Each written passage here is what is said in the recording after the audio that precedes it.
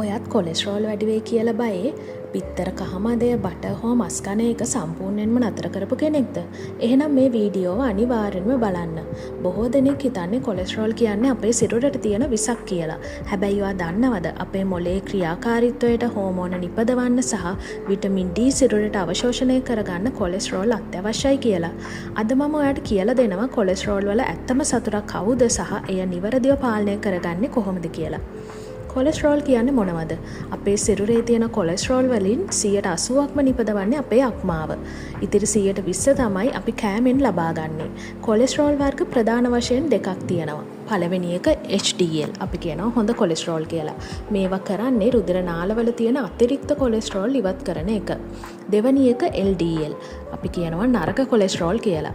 මේවා නරක වෙන්නේ රුධිර නාලවල සීනි වැඩි වෙලා රුධිර නාල ඇතුළත තුවාල වුණොත් විතරයි.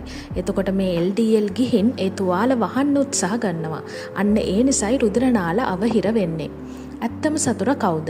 ගොඩක් අය හිතන්නේ සත්ව මේදය තමයි කොලෙස්ටරෝල් වලට ප්‍රධාන හේතුව කියලා. හැබැයි හෙදියක් විදිහට මම ඔබට කියනවා ඇත්තම සතුර තමයි වැඩිපුර සීනි සහ පිරිපහදු කළ පිටි කෑම.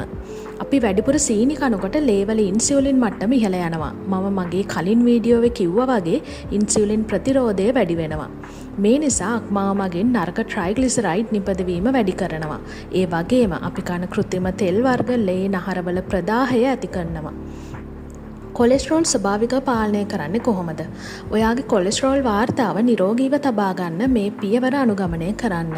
සීනි සහ පැණි බීම නතර කරන්න. මේක තමයි අංක 1 විසඳුම. ඔමේගා 3 බහුල ආහාර ගන්න. සැමන්, ටූනා වැනි මාළු සහ වෝල්නට්ස් ආහාරයට ගන්න. සුදු ලුණු සහ කුරුඳු මේවා ස්වභාවිකවම රුධිරයේ මේදය පාලනය කිරීමට උදව් වෙනවා. තන්තු බහුල ආහාර ගන්න. එළවලු සහ පලා වර්ග වැඩිපුර කෑමෙන් ශරීරයට උරා ගන්න නරක කොලෙස්ටරෝල් ප්‍රමාණය අඩු කරගන්න පුළුවන්. ව්‍යායාම අත්‍යවශ්‍යයි. දිනකට විනාඩි 30ක් ඇවිදීමෙන් ඔබේ HDL මට්ටම ඉහළ නංවා ගන්න පුළුවන්. ඒ කියන්නේ හොඳ කොලෙස්ටරෝල් ඉහළ නංව ගන්න පුළුවන්. කොලෙස්ටරෝල් වලට බය වෙලා පෝෂ්‍යදායී ආහාර අත්හරින්න එපා. ඔයා කරන්න ඕනි ඔයාගේ රුධිර නාල ඇතුළත නිරෝගීව තබා ගන්න සීනි සහ පිරිපහදු කළ කෑම සීමා කරන එකයි. අද වීඩියෝවෙන් ඔයා අලුත් දෙයක් ඉගෙන ගත්තා කියලා මම හිතනවා.